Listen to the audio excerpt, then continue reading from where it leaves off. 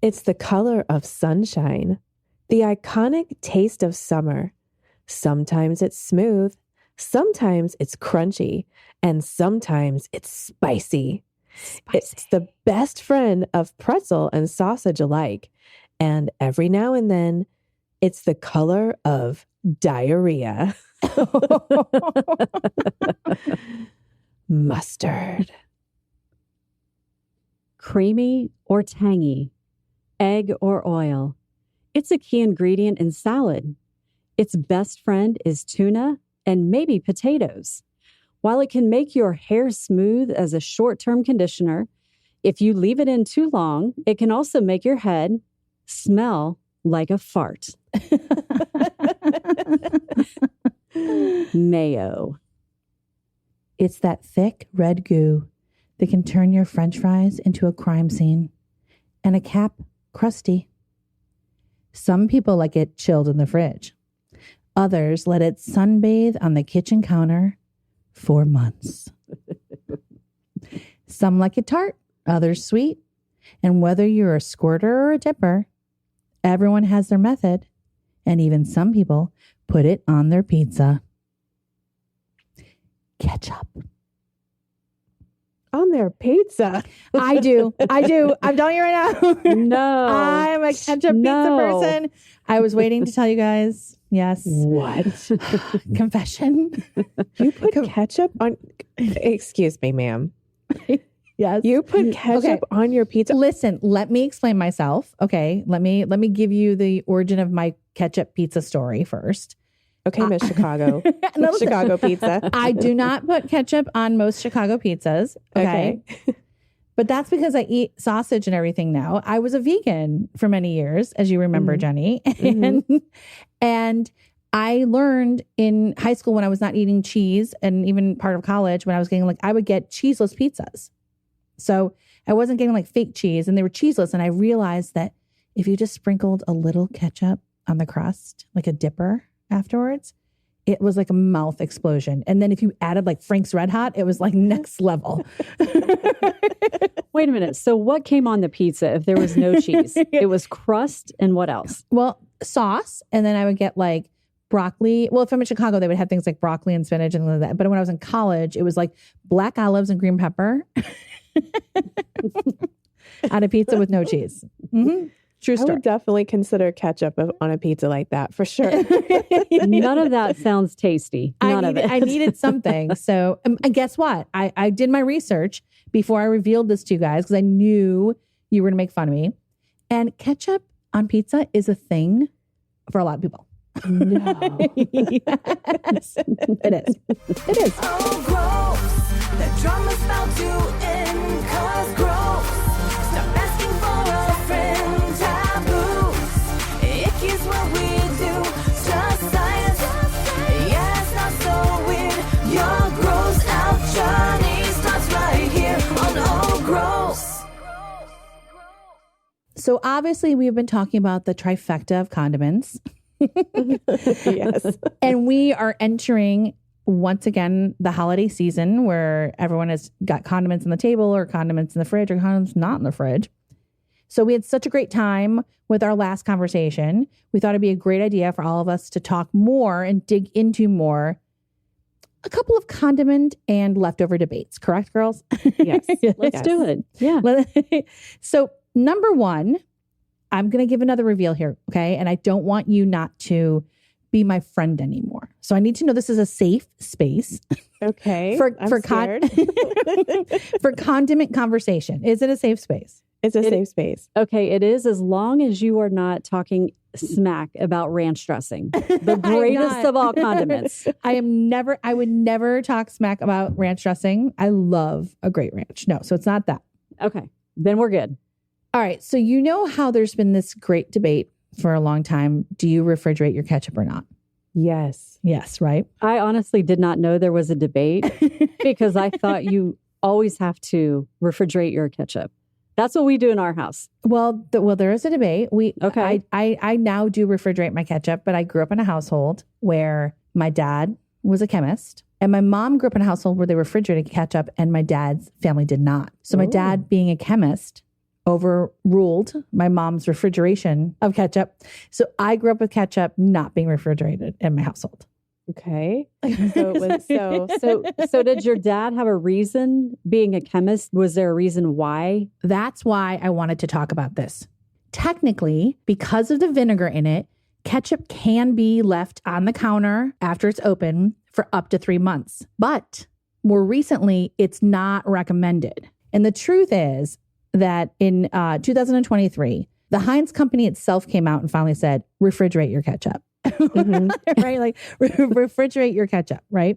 And their reasoning was, even though it's got stability on the shelf, right, you can get mold in the cap and all these other things. But where this like rumor of like, hey, you don't need to refrigerate your ketchup, which isn't even a rumor, where the thought came from, kind of goes back to the origin of Heinz in general. Okay. So back in like the late 1800s, a lot of people are coming out with like horseradishes they're bottling, and they're putting all these crazy chemicals in it, like borax, formaldehyde being put in horseradish, because they were trying to preserve things in a way that would just keep them longer, even if it was going to kill you. Oh my and that's actually goodness. pretty scary because Yes. borax is that powdery white substance that we use now really as a household cleaner. Right. And So- yeah. And formaldehyde, we know what that does. Formaldehyde is a really strong chemical that we use when we are dealing with preserving dead people. Right. Or things in a jar in a lab, Or right? dissecting frogs. And it's highly flammable, highly flammable substance.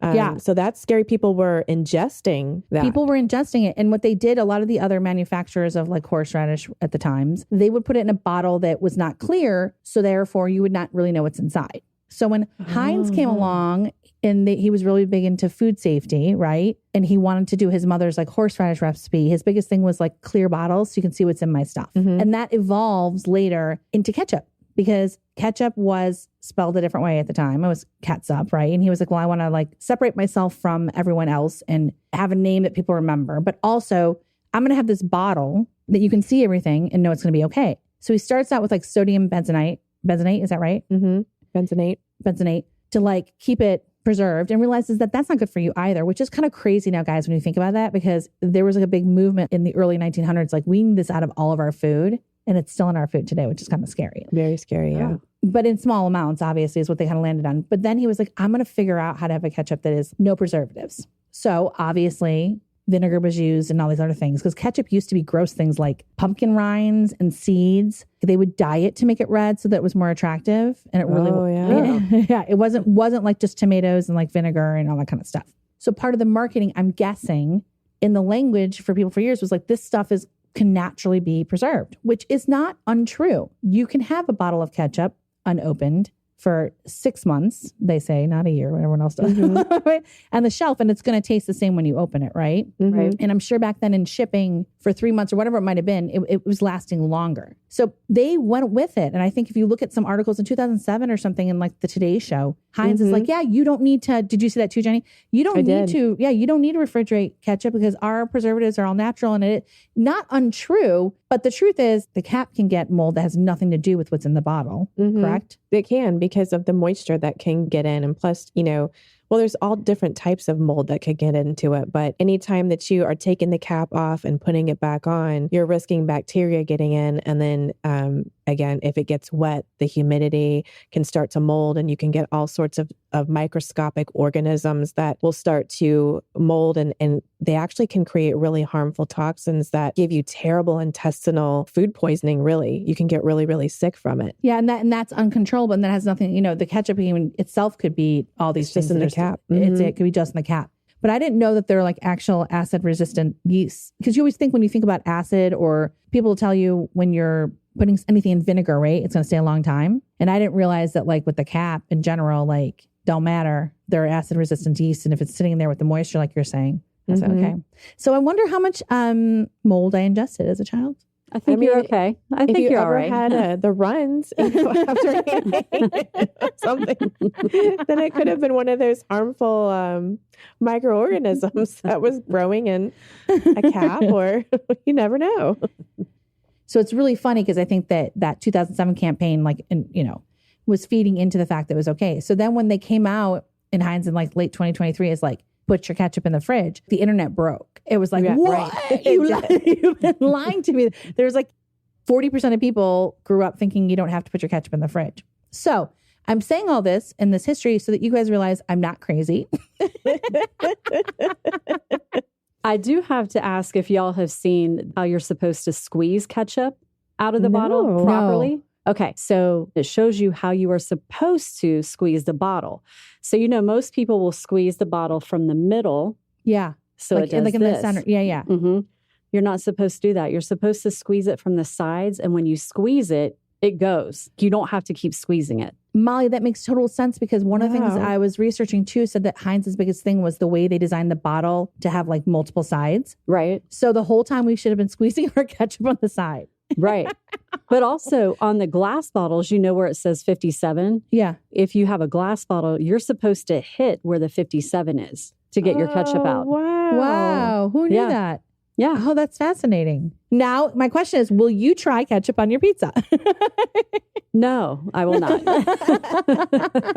I will, and I'm going to go and squeeze my ketchup bottle too immediately. I am The going to correct way. I'm going to Yes. go squeeze my ketchup bottle for sure. Yes, for sure. Yeah. We're going to test that around here. Definitely. Yeah.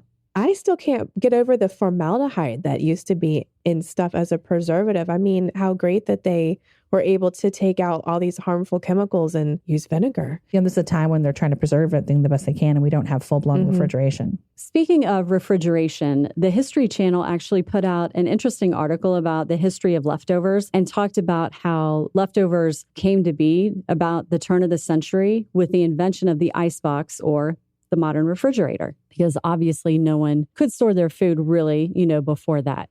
But I did find some of the grossest leftovers, and this is the golden age of leftovers, which was the 1940s and 50s. Two things that stood out. One were ham banana rolls with cheese sauce. So do I roll the banana? Do I roll the ham around the banana? Yes. So there's a banana and you put the ham over top of it. You kind of roll it in the banana and then you put cheese sauce over top of it. That's disgusting. But they said that was one of the most popular leftovers in the 40s and 50s. Maybe it tastes really good cold because it sounds horrific. But the 40s and 50s, they had some of like the grossest food. Well, their Jell-O molds would have like lettuce in it. Wait, Lettuce? that's my Jell-O molds That's with my lettuce. next thing. Wait a minute. Yeah. This is my next thing. So there are a couple gross recipes that I found. Would this be good to heat or keep even? So we have a tuna and Jell-O pie. Yeah. No, they put everything in Jell-O back then. They put everything in Jell-O. Pardon us while we all go barf. Since we're all talking about the fridge, I got a confession again, another confession, that I went down the rice rabbit hole to see really how long you can keep your rice in or out of the fridge. Because I still don't believe y'all are the expert. We're still debating rice. Okay, because like Jenny, I can't sleep. Like the fact that you guys told me that like I can't have my rice for a week, there's something wrong. And I know that in our last episode she talked about, well, things last in your fridge 3 or 4 days, but there was still like this debate of like the actual reheat of rice in general. And so I remembered an article I had read on the Daily Mail, and I think I told you about this one like last year or something, Jenny. It was like the 4 things you should like never reheat. And I went back and found it again. And it was like rice and potatoes was on that list. It's one of the main things. The thing with rice is if you're cooking, like let's say pretend you're cooking for Friday, but you have to make your rice on Tuesday. If I cook that rice and I cool it down and I cover and I seal it and I don't take it out of the fridge again and it's in a sealed container and I cook it for the first reheat on Friday, I'm probably fine. That's what that 3 to 4 days is. It's just that you can't with rice be taking it out and in and reheat it because it literally becomes toxic, right? That's what the whole be serious is. Yeah, it can grow this really bad organism called Bacillus cereus. And it can be really, really actually serious. This one, Bacillus cereus, can be serious because it really can infect your intestines. I mean, there are people that are hospitalized with it. So it's something that is common with rice and even in sometimes potatoes getting reheated, but rice is a big one. I saw pasta sometimes too. Yeah, pasta. Not all pastas, but some pastas. Well, it was funny because I didn't believe you. So I kept going and kept going. And then when I saw like information, it was doctors. And I don't try to get my information from the TikTok, but it had all the doctors on that talk about it. They have a saying in med school, I guess, which you probably know, Jen, that they'll say like when they learn about rice and reheating it was like, be serious about reheating rice. Some of the doctors were saying that they'll eat it if it's on the counter for 1 to 2 hours, right? They'll seal it and reheat it. But my question for you guys is, I don't know, Molly, like Thanksgiving dinner, your whole table's lined up. Okay, got a rice casserole out there. Are you putting that away in an hour at Thanksgiving? I mean, typically we keep it out for about 2 hours and then put it away. And you were conscious of that? Yes. I'm not. We were, but Yeah. my mom was a nurse. So she was always really conscious about that, which I think is where I got the whole, I was always freaking out about putting the food away. And, with things like that too, like you said, when they talk about be serious in medical school, there's tens and thousands of those types of outbreaks every year. And it's from people eating or reheating food that they shouldn't. So it's really, really common and it's a big problem. So I think that's why I've always been so strict about when I put the food away, just because I know it could be growing in it. I think about Thanksgiving and we make a bunch of casseroles and we put them on the table, right? And it's like, maybe they get put away within 2 hours or an hour, but there are times like, that you just are busy chatting and then you put the leftovers away when you put the leftovers away. Like never crossed my mind. Or even like brunch. Eggs was another one on that list. It said like reheating eggs, you gotta be very careful because of the toxins in eggs. And when you put eggs away, if you have a brunch and you have a bunch of casseroles out, it's like you basically should throw it out because it's not going to, after an hour, be reheatable. Is that correct? Yeah. And when you think about it this way, like this will kind of gross you out. But I do remember that the be serious, it gives off. Why does that sound like a rapper? It sounds like a rapper. I didn't forget it. And then it's like all over the internet. Every doctor's like, be serious. So what it does is it creates these little spores, if I remember correctly. And those little spores are what give off the toxins. And that's what makes you have vomiting and diarrhea. And they said aggressively, and then it happens in a very short time. And because it's heat resistant, it's not like the other mold or spores or bacteria that can have that. It happens in a very short time. Yeah. Yeah. And it can be really serious. I mean, people are hospitalized, like I said, with it a lot. So it's really serious. So if you just think about all the little spores just multiplying in your rice, it'll make you remember to put it away. Well, now I don't even know if I'll want to eat rice for a while, but another crazy gross story was a person died from it. But then when you dug into it, they had left pasta on the table, on the countertop for 4 days and ate it, or 4 or 5 days and ate it. Wait a minute, they didn't put it away for 4 or 5 days? That's what I said. You got to watch your information on the internet because that's what's, so there was this whole, I don't know if you saw this, but there was this whole TikTok thing that went viral, or it might've been on multiple platforms. And it was called it's the fried rice syndrome is what they call it. It's an actual syndrome with the rice poisoning.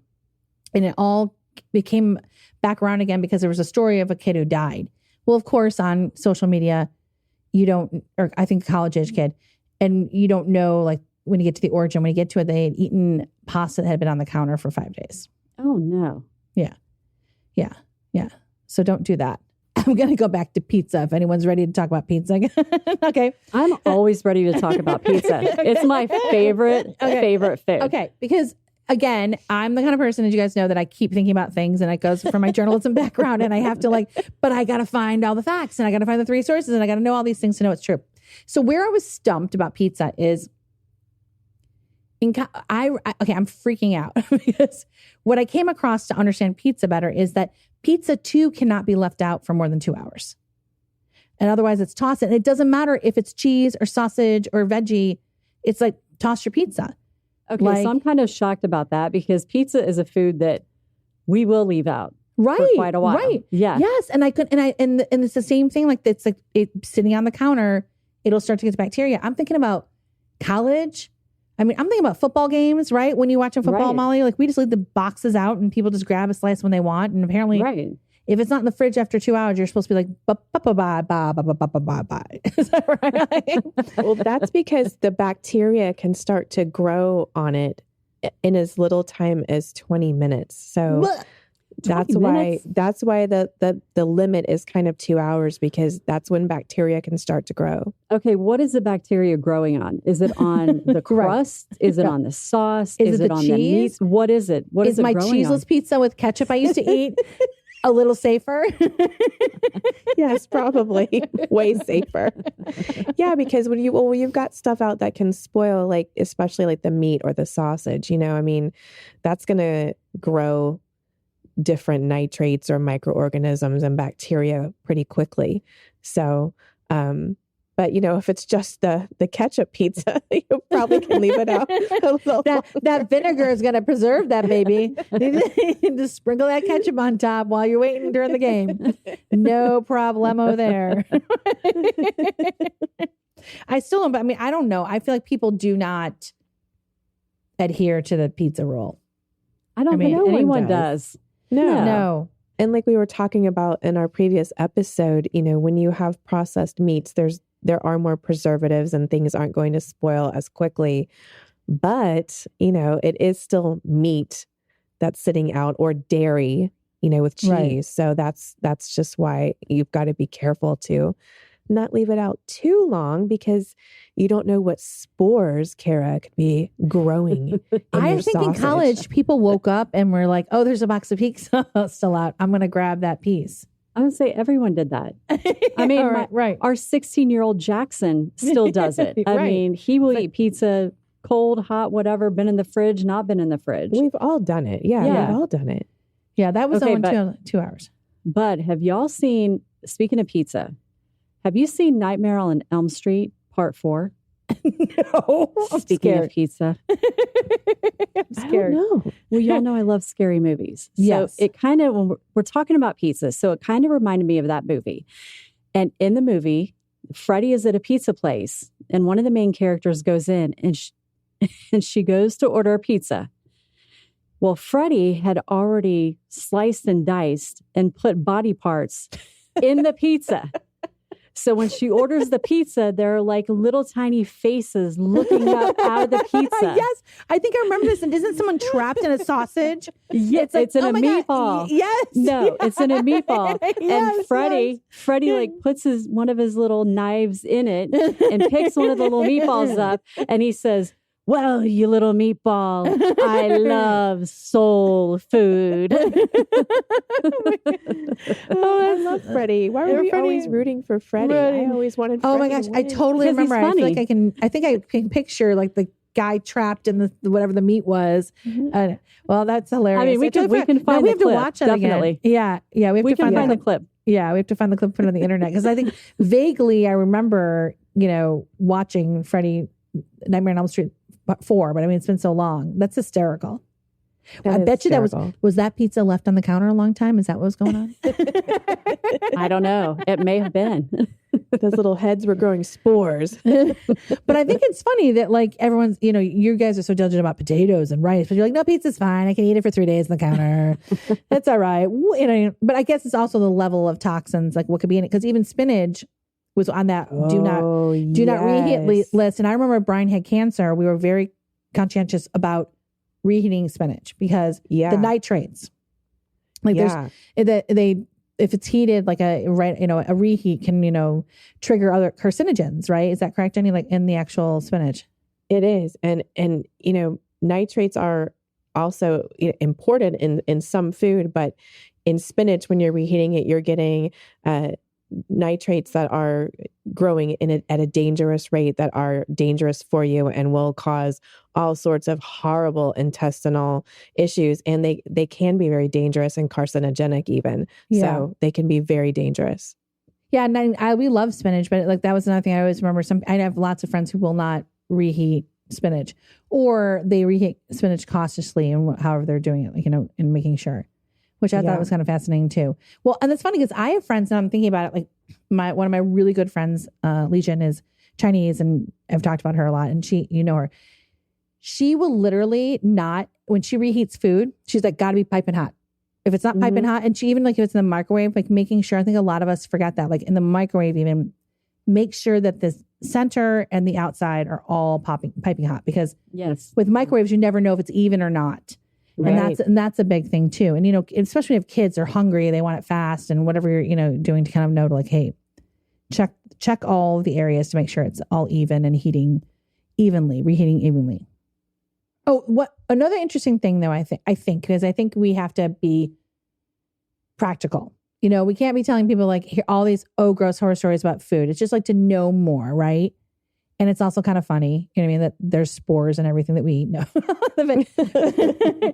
But I did think one thing that I came across that was really interesting when it came to the rice, the whole rice gate, because it's like a whole thing. Like I did not realize, Jenny, that it was like a whole thing. You were 100% right. Like rice is a debate on the internet, you know, like I told you, that whole like fried rice syndrome, and people get really passionate about rice.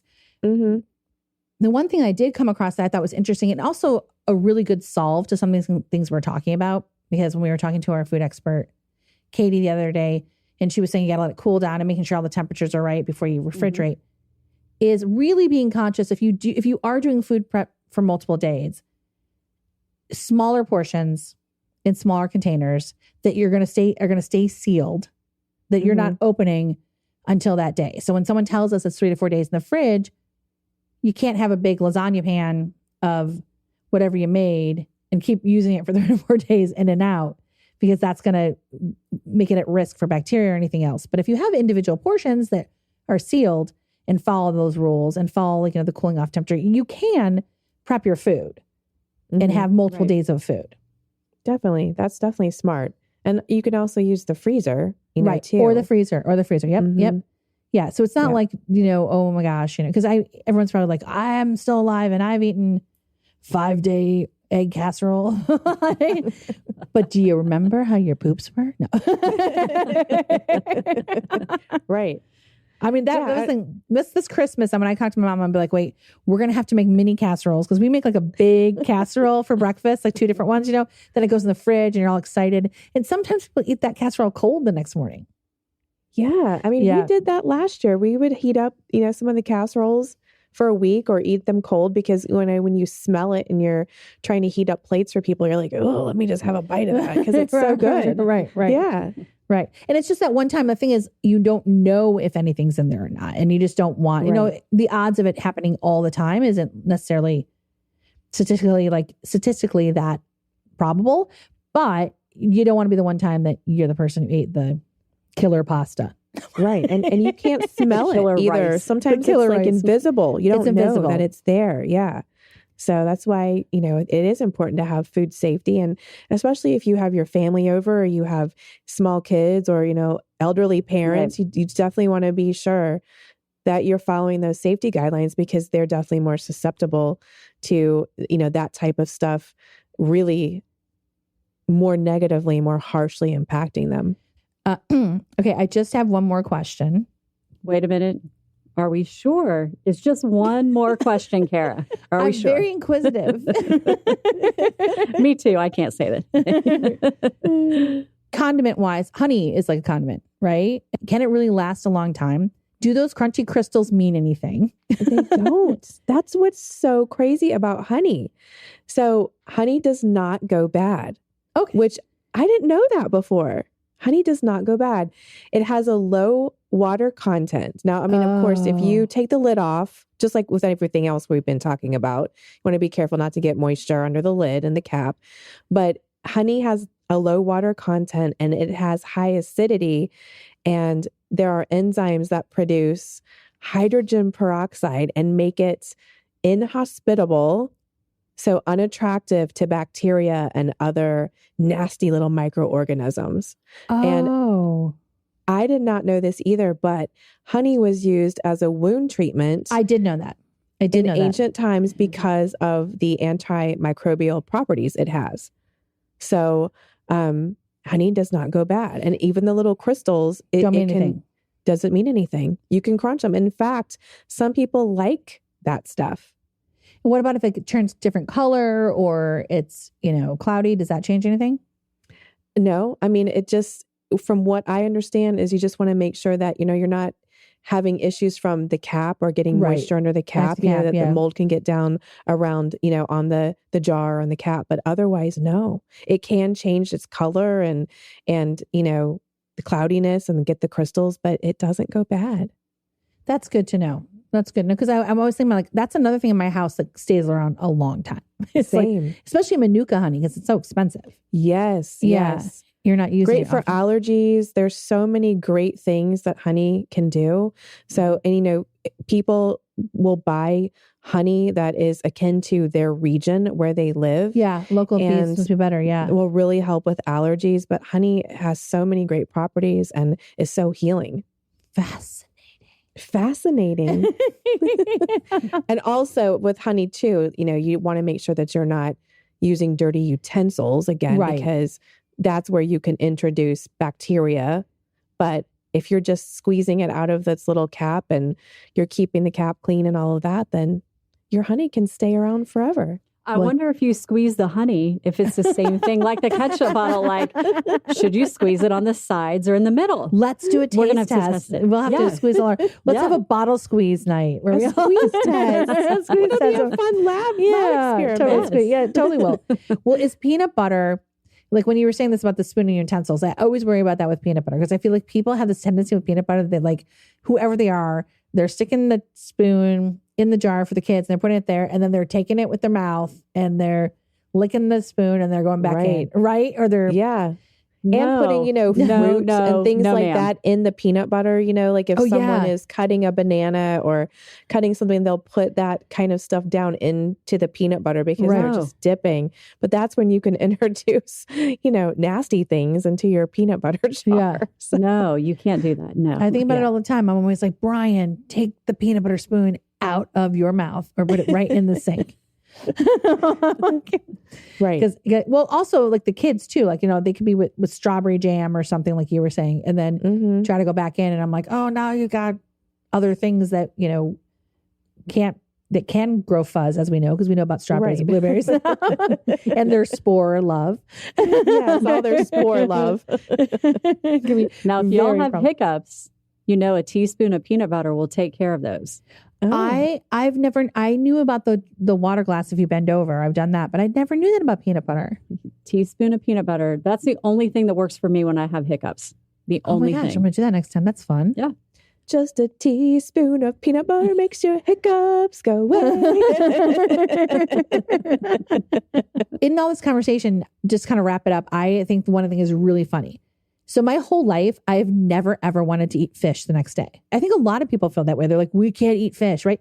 And fish is like one of the safest things to reheat the next day from everything. It is? Yes. Everything I looked at, it's like fish is fine. I don't want to eat fish the next day either. No, we have this weird thing in our head that we can't have fish the next day. It's going to go bad. And it's like, I don't know if it's because like fishy smell, whatever. As long as you follow the rules of the same thing where it's like, it was heated at the right temperature, it cooled down and went in the fridge. Like, fish is like totally fine. Fish is safer than rice and fish is safer than all this other stuff we're talking about, which I find is mind blowing. But like fish, chicken, and meat are like the safest. Maybe we're sick of fish the next day. I don't know. We just don't realize it. It's so, but nobody wants to eat fish the next day, right? Like that's the whole thing. No. I don't want to smell it. Yeah, it's got to be the smell. I don't know. But I was like laughing so hard. I was like, I know so many people were like, I would never eat fish the next day. Right? But you can eat fish the next day. But you can eat fish.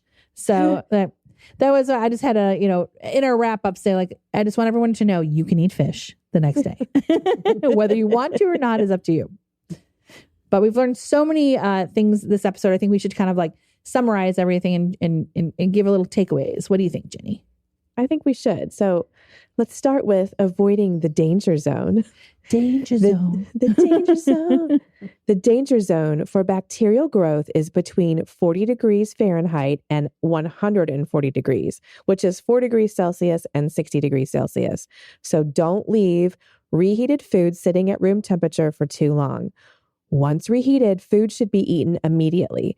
By following these steps, you reduce the risk of bacteria like Salmonella and Listeria, keeping your food safe to eat.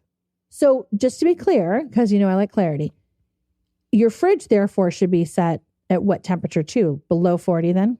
40 or below. Right. Absolutely. Right. Because of this danger zone. Yeah. So you're probably better off being at a 38. Right. Yeah. Right. A lot of people don't set their fridges at the right temperature. So definitely. And then while we're talking about temperatures, you want to make sure that you are reheating your food to the right temperature. So always 165 degrees Fahrenheit, which is 74 degrees Celsius. So you always want to reheat food to this temperature because that is what kills harmful bacteria. And we want to use a food thermometer to check the internal temperature, especially for meats, casseroles, Kara, and Rice. leftovers. Rice. Well, and also stirring it in the, if you're using the microwave, make sure that we're evenly stirring everything. And then we're making sure it's being evenly heated, right? Right. You don't want to have any of those cold spots in there because that can harbor the bacteria. Like as my friend Lucian says, piping hot. Make sure it's piping hot food. And speaking of reheating food, we only want to reheat food once. No, stop. Once. Because bacteria multiply rapidly when food is cooled and reheated multiple times. So to minimize this, you want to make sure you reheat only the portion that you plan to eat. That's the key. Yeah. So we all don't do that. So if you're going to reheat larger portions, consider dividing them up so that each portion is heated only once. Brian yells at me all the time. Same. My husband does this though. He does this. He'll put in like the whole casserole dish. No, Brian yells at me all the time. He's like, "What are you doing? We can't. You can't reheat it again." I'm like, "What do you mean you can't reheat it again?" Like that. I'm gonna throw the whole lasagna tray in there. That's why I made a lasagna tray. Are you listening? Well, your husband and I have same cooking skills, apparently. We're on the same Kara page. and husband. Well, also, I think the good tip of if you are going to do meal prep because you have to, because your life is hectic, individual containers, whether you freeze them or keep them in the fridge, the appropriate amount of days, 3 to 4, understanding your portion and knowing what you're heating can solve all these problems. Well, that's good food prep anyway, really. It really is good food prep. You're absolutely right. Thank you, ladies. I'm just this has been so enlightening. We're ready for the holiday now. We're ready for the holidays. I mean, that's the thing. Everything's going to be okay. Everyone listening, it's going to be okay. There were some moments that were, oh, gross, but guess what? You follow these rules. You'll probably have leftovers for a long time. If you, There you go. Right? You'll have them for a long time. There you go. And your food prep will be done when you have to go back to work. Exactly. Got a story that's just too gross to keep to yourself? Head to ohgross.com and spill the details. We are all ears for your cringeworthy, laugh out loud moments that just might make it onto a future episode. Love what you're hearing? Drop us a review to boost this episode or share it with friends, family, or anyone who could use a little gross out conversation.